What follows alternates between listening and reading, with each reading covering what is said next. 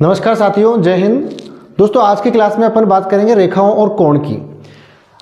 दोस्तों, इस टॉपिक से हर एक एग्जाम में बहुत सारे क्वेश्चन पूछे जाते हैं, लेकिन बच्चों को एंगल्स के अंदर यानी कि कोणों के अंदर इतना डाउट रहता है कि वो इजी अप्रोच वाले क्वेश्चंस में भी मिस्टेक करते हैं।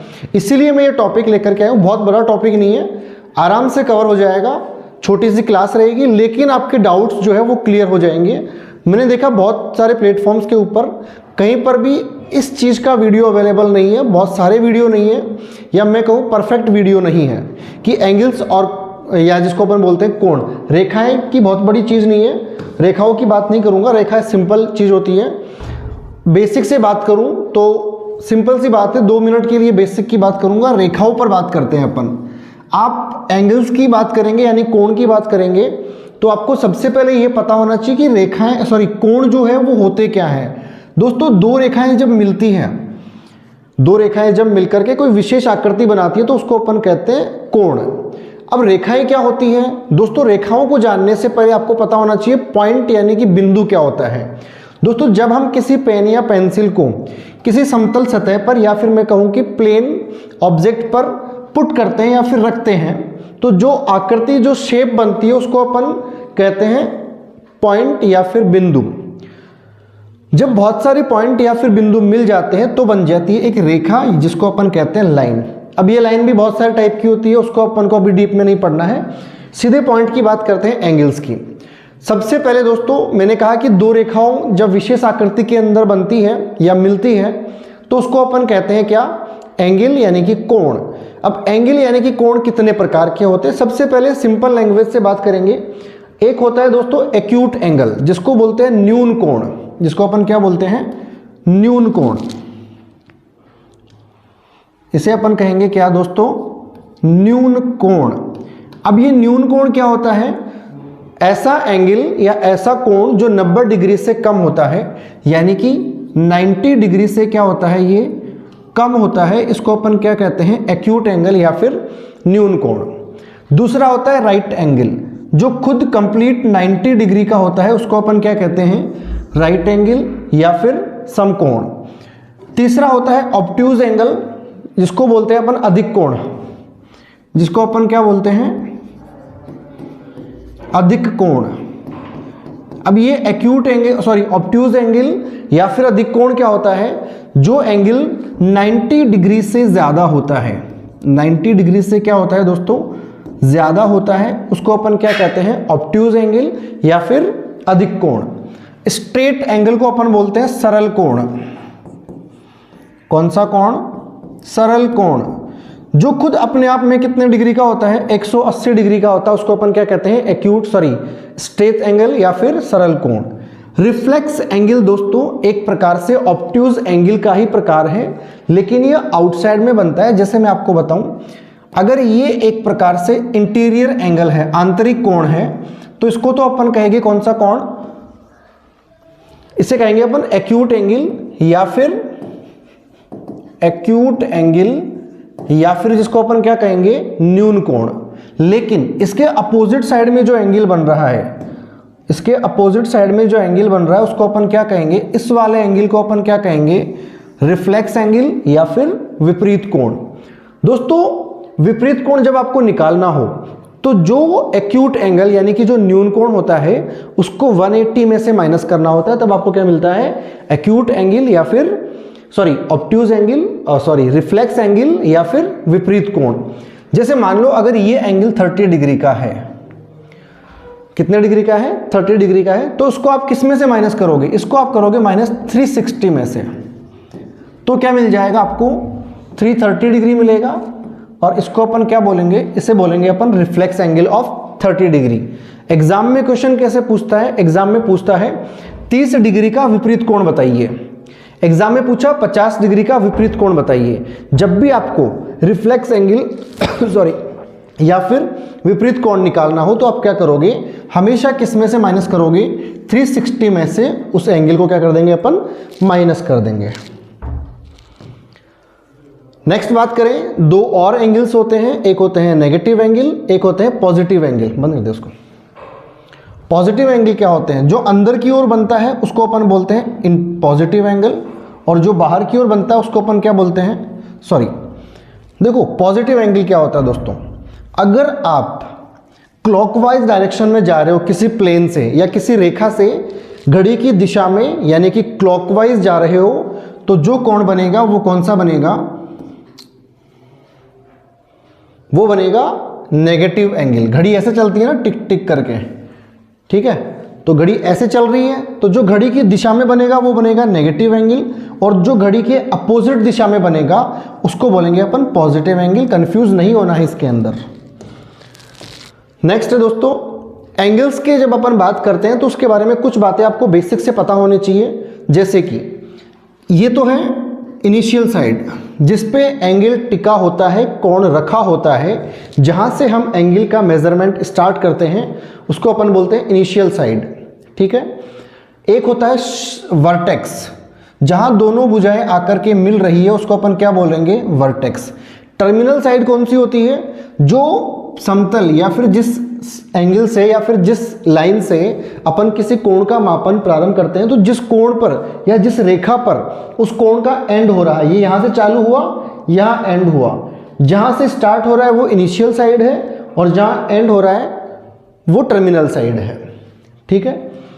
शीर्ष क्या होता है दोस्तों, किसी कोण के कोने बिंदुओं को शीर्ष कहा जाता है। ये शीर्ष है, ये शीर्ष है, सॉरी ये शीर्ष है, वर्टेक्स, ठीक है। भुजाएं आप जानते हो, कोण की दो भुजाएं एक सामान्य समापन बिंदु पर जुड़ी होती है।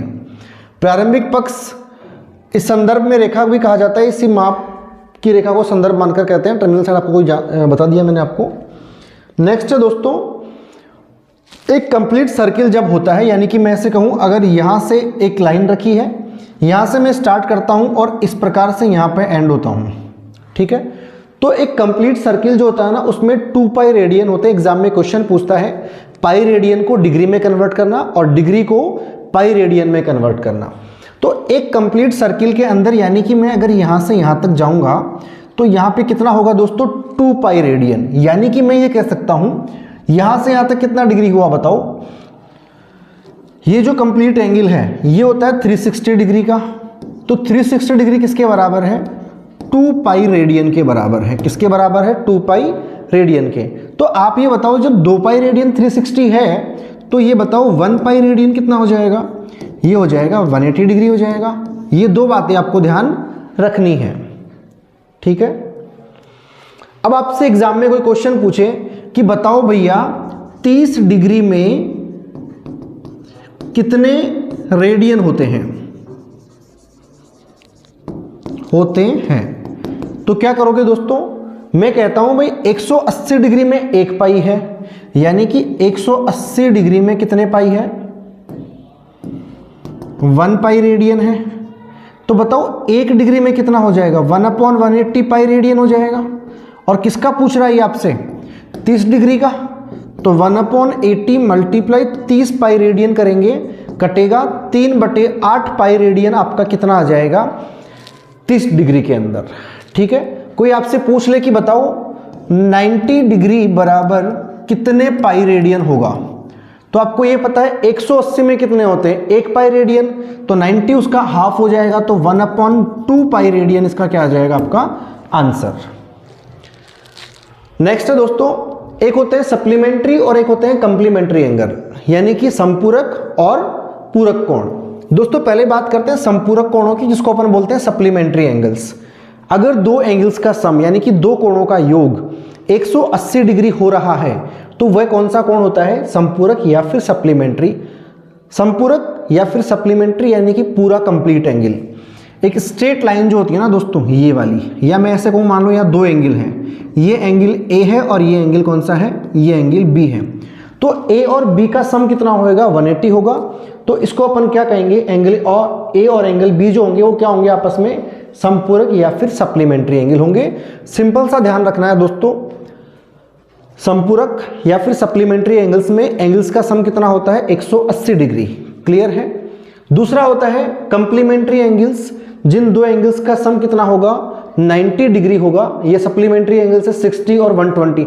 अब एग्जाम में आपसे क्या पूछेगा, 60 डिग्री का संपूरक कोण बताओ, संपूरक कोण बताओ। तो क्या करोगे, 180 में से 60 को माइनस कर लो, कितना बन जाएगा 120 डिग्री। यानी कि किसी भी कोण का संपूरक या फिर सप्लीमेंट्री एंगल निकालना हो तो आपको हमेशा किस में से माइनस करना पड़ेगा, 180 डिग्री में से आपको उसको माइनस करना पड़ेगा। आगे बात करते हैं कंप्लीमेंट्री एंगल्स या फिर पूरक कोण की, जिन दो कोणों का योग 90 डिग्री होता है, यानी कि angle A plus angle B होगा दोस्तों, वो कितना होगा 90 डिग्री हो रहा है। तो वो कौन सा कोण है, वो है कंप्लीमेंट्री या फिर पूरक कोण। ठीक है, अब वही क्वेश्चन है, संपूरक जब निकालना होता है तो 180 में से माइनस करते हैं और पूरक जब निकालना हो तो 90 में से माइनस करेंगे। मान लो आपको पूछ ले कि 30 का पूरक कोण बताओ, तो 30 को किस में से माइनस कर देंगे अपन, 90 में से, तो इसका पूरक कोण क्या आ जाएगा 60 डिग्री। बहुत इजी है दोस्तों। एक होता है ऊर्ध्वाधर कोण, जिसको अपन बोलते हैं वर्टिकल एंगल। दोस्तों ऊर्ध्वाधर या फिर वर्टिकल को अपन क्या बोलते हैं, जब भी दो कोण अपोजिट साइड, इनको अपोजिट एंगल भी कहते हैं, क्रॉस कहीं पर भी बन रहा हो, तो ये अगर एंगल ए है और ये एंगल बी है, ध्यान रखना दोस्तों opposite angle are always equal होते हैं, यानी कि कोण ए बराबर क्या होगा, कोण बी होगा। ये हमेशा यूनिवर्सल ट्रूथ है। ठीक है, अगर ये आपका कोण सी है तो ये वाला जो एंगल डी होगा ना, ये भी इक्वल होगा, तो angle C equal to angle D, ये भी यूनिवर्सल ट्रूथ है। क्लियर है।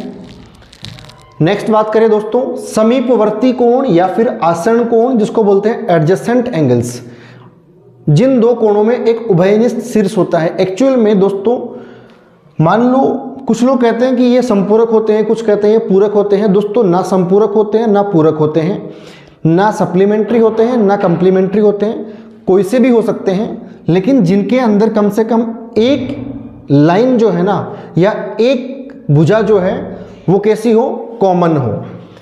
ये मान लो ये दोनों एंगल कैसे होंगे, एडजेसेंट, जुड़े हुए हैं ना। ये लो, ये भी क्या होंगे, एडजेसेंट होंगे। ये लो, ये वाला और ये वाला भी क्या हो गया, एडजेसेंट हो गया। मैं कह दूं कि ये वाला और ये वाला भी क्या हो गया, एडजेसेंट हो गया। मैं कह दूं कि ये वाला और ये वाला भी क्या हो गया, एडजेसेंट हो गया। यानी कि जो दो एंगल्स के बीच में एक कॉमन साइड होती है तो उसको अपन क्या कहेंगे, एडजेसेंट एंगल। एक होते हैं संगत कोण, संगत कोण जिसको बोलते हैं करस्पॉन्डिंग एंगल्स। दोस्तों अगर दो समांतर रेखाएं हैं, दो पैरेलल लाइन से जो कभी भी एक दूसरे को नहीं काटेगी, मान लो कि एक पैरेलल लाइन ये वाली है,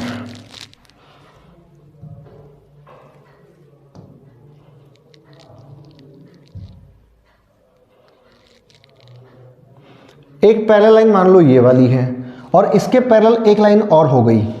अगर दो पैरेलल लाइंस के बीच को एक तीसरी लाइन क्रॉस कर दे, दो पैरेलल लाइंस को एक तीसरी लाइन क्या कर दे, क्रॉस कर दे, तो उनके एक ही साइड में जो एंगल्स बनते हैं वो हमेशा कैसे होते हैं, इक्वल होते हैं। जैसे कि इनको सर्वांगसम या फिर करस्पॉन्डिंग एंगल्स कहते हैं। मैं कह दूं कि ये वाला जो एंगल है दोस्तों, ये इस वाले एंगल के क्या होगा, इक्वल होगा। भाई ये साइड दोनों पैरेलल हैं, इनको एक सरल रेखा काट रही है, तो एक साइड वाले एंगल, इसको मैं एंगल 1 बोल दूं, इसको एंगल 2 बोल दूं, तो आप कहोगे एंगल 1 इक्वल्स टू एंगल 2। ऐसे ही मान लो इसके ये वाला जो एंगल है, तो ये वाला इसके क्या हो जाएगा, इक्वल, यानी कि एंगल 3 इक्वल टू एंगल क्या हो जाएगा, 4 हो जाएगा। ऐसे ही मान लो मैंने कहा कि ये वाला जो एंगल है ये इस वाले के इक्वल होगा, यानी कि 5 और 6 क्या हो जाएंगे, इक्वल हो जाएंगे। ठीक है, ऐसे ही ये वाला जो एंगल है ये इसके इक्वल होगा, यानी कि 7 और 8 भी क्या हो जाएंगे, इक्वल्स टू एंगल 8। ठीक है, ये चीज़ें कहाँ काम आएगी दोस्तों आपको, जब आप इनके बेस पर बहुत सारी प्रॉब्लम करेंगे, प्रॉब्लम सॉल्व करेंगे। नेक्स्ट जो अपना वीडियो होगा दोस्तों वो इसी पर होगा कि जो एंगल्स की प्रॉब्लम्स है उनको अपन किस प्रकार से सॉल्व करेंगे। ठीक है दोस्तों, जय हिंद, मिलेंगे जल्दी ही नेक्स्ट वीडियो में।